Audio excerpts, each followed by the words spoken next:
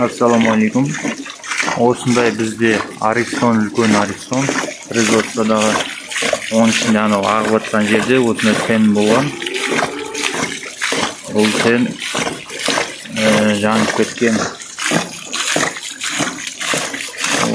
Судың ащылығында осындай күйге ұшырайды.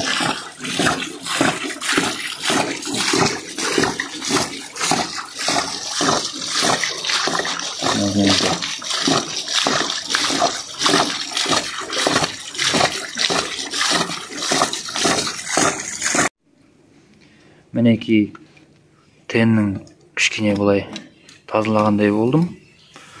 Бұл тенді енді өзі көрініп тұр, мына жерде жанып кеткенде міне. Мынау жанып кеткен, мынау жанып кеткен, мынау жанып кеткен.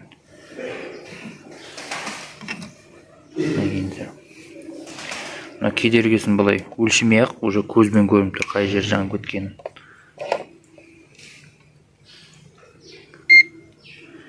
Кедергісін мысалға өлшегенде,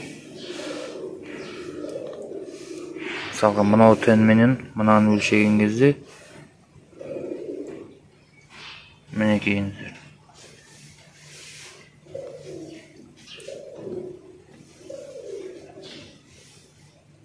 Кедергісі тұрақсыз болып тұр міне. Екінші бір жерін өлшейміз.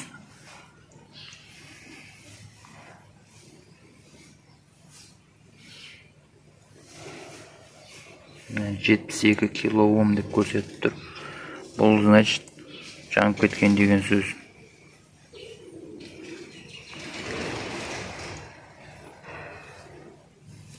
Тағы бір тенін көреміз.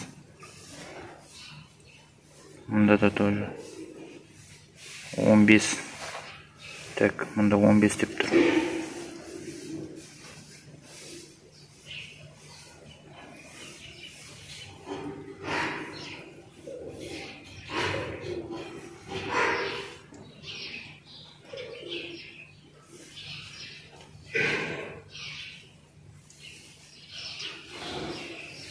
Он алты бір тен ғана жаңағындай жұмыс істеп тұр деген сөз. Мынау менен мынау ғана жұмыс істеп тұр ғой. Бұлай осы екі тен ғана аман. Біреу ғана деген мұ. Бір шеті мына жерге жалғанған, бір шеті мынау жалғанған. Қалғандар жанып кеткен.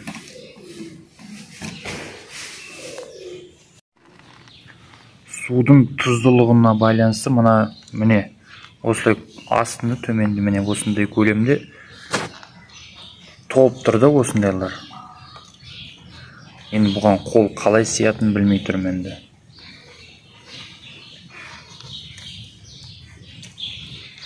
Мына жер уже былай тұрды, қолға сезіліп тұрды, мына жерге дейін.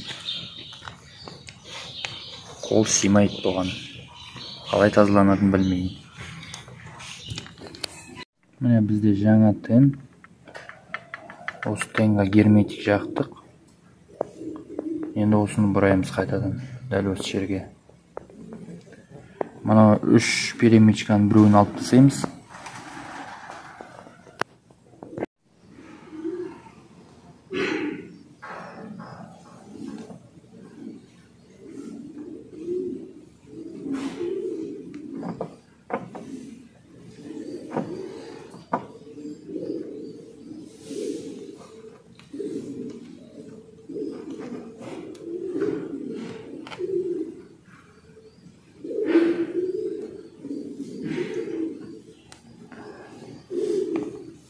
Енді бұны қатты қысып бұраймыз.